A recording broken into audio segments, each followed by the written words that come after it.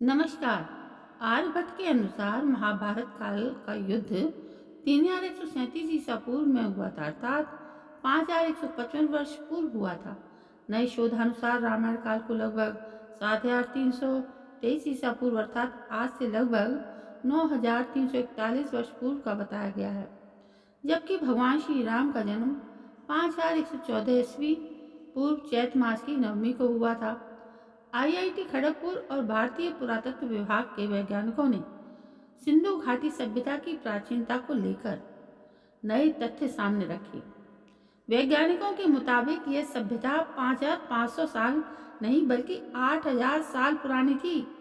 वैज्ञानिकों का यह शोध 25 मई 2016 को प्रतिष्ठित रिसर्च पत्रिका नेचर ने प्रकाशित किया था।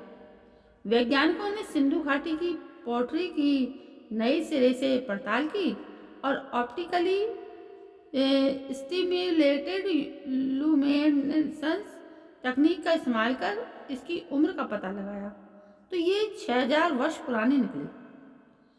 इसके अलावा अन्य कई तरह की शोध से यह पता चला ये सभ्यता 8000 वर्ष पुरानी है।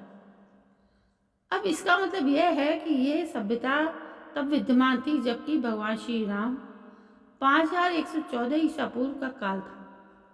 तब मिस्र की सभ्यता की शुरुआत हो रही थी। खैर, ये तो हुआ रामायण के काल की बात। अब ये भी जान लें कि इस काल में कैसे लोग, पशु पक्षी आदि रहते थे। भगवान राम का काल ऐसा काल था जबकि धरती पर विचित्र किस्म के लोग और प्रजातियां रहती थी, लेकिन प्राकृतिक आपदा या अन्य कारणों से ये प्रजातियां अब लुप्त हो गईं, जैसे वानर, गरुड़, रीछ आदि।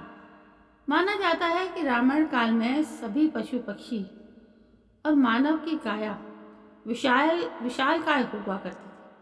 मनुष्य की ऊंचाई 21 फीट के लगभग थी। वानर को बंदरों की श्रेणी में नहीं रखा जाता था।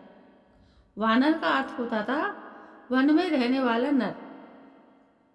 जीव विज्ञान शास्त्रियों के अनुसार कपि मानवनुमा एक ऐसी मुख्य जाति है जिसके अंतर्गत छोटे आकार के गिबन, सियामंग आदि आते हैं और बड़े आकार में चिंपैंजी, गोरिल्ला और ओरंग-उटान आदि वानर आते हैं।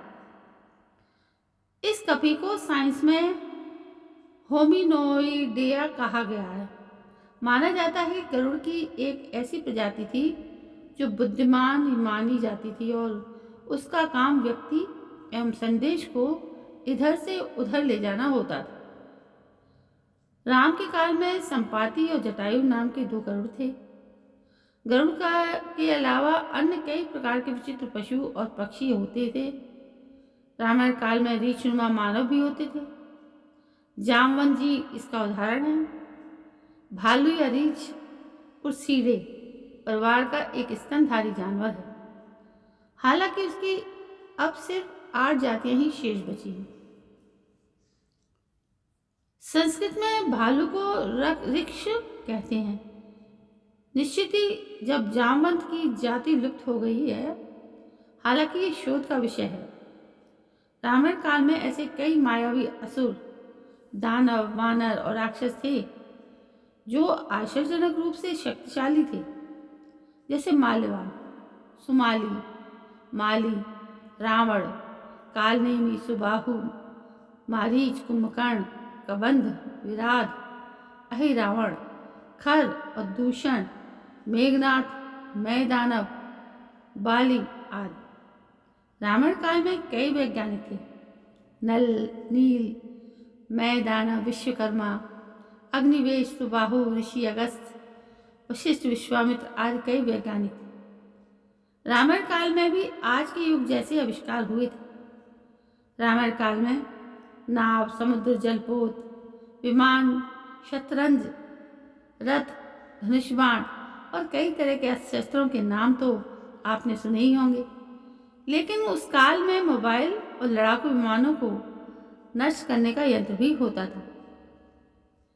रामायण काल में विभीषण के पास दूर नियंत्रण यंत्र था जिसे मधुमक्खी कहा जाता।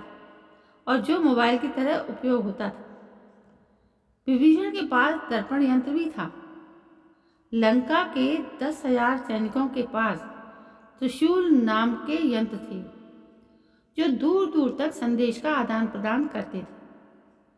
इसके अलावा दर्पण यंत्र भी था जो अंधकार में प्रकाश का आभास प्रकट करता था।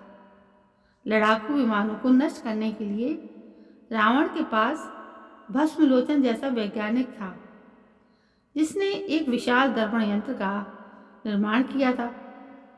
इससे प्रकाश पुंज वायुयान पर छोड़ने से यान आकाश में ही नष्ट हो जाते थे। लंका से निष्कासित किए जाते वक्त विभीषण भी अपने साथ कुछ दर्पण यंत्र ले आए थे।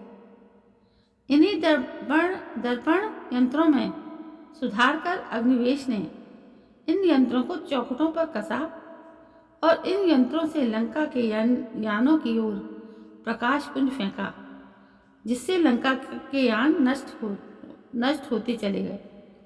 एक अन्य प्रकार का भी दर्पण यंत्र था जिसे ग्रंथों में त्रिकाल दृष्टा कहा गया है, लेकिन यह यंत्र त्रिकाल दृष्टा नहीं बल्कि दूरदर्शन जैसा कोई यंत्र था।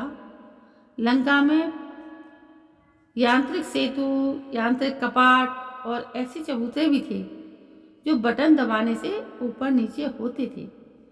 ये चबूतरे संभवतः लिफ्ट थे। रामायण काल में भवन, पुल और अन्य निर्माण कार्यों का भी जिक्र मिलता है। इससे पता चलता है कि उस काल में भव्य रूप से निर्माण कार्य किए जाते थे और उस काल की वास्तु एवं स्थापत्य कला आज के काल से कई गुना आगे थी। उस युग में विश्वामित्र और मयासुर नामक दो प्रमुख वास्तु और ज्योतिष शास्त्री थे। दोनों ने कई बड़े बड़े नगर, महल और भवनों का निर्माण किया था। गीता प्रेस गोरखपुर में छपी एक पुस्तक है श्रीमद् वाल्मीकि रामायण कथा सुख सागर में वर्णन है कि राम ने सेतु के नामकरण के अवसर पर उसका नाम नल सेतु रखा था। इसका यह कारण था कि लंका तक पहुंचने के लिए निर्मित पुल का निर्माण विश्वकर्मा के पुत्र नल द्वारा बताई गई टेक्निक से संपन्न हुआ था। महाभारत में भी राम के नल सेतु का जिक्र आया है। तो दोस्तों, ऐसा था रामायण काल।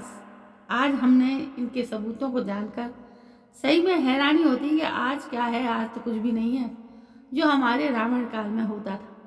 दोस्तों, इसी से प्रभावित होकर हम लोग भी ये सोचते हैं काश वो रामराज, वो राम जिसमें रहते थे वो आज आ जाए, फिर से भगवान जन्म ले और फिर से कोई रामराज हो जाए। लेकिन ऐसा संभव नहीं, क्योंकि हम लोग बहुत पापी हैं, बहुत कुछ ऐसे अनजाने में पाप करते हैं जो हमें नहीं पता लगते।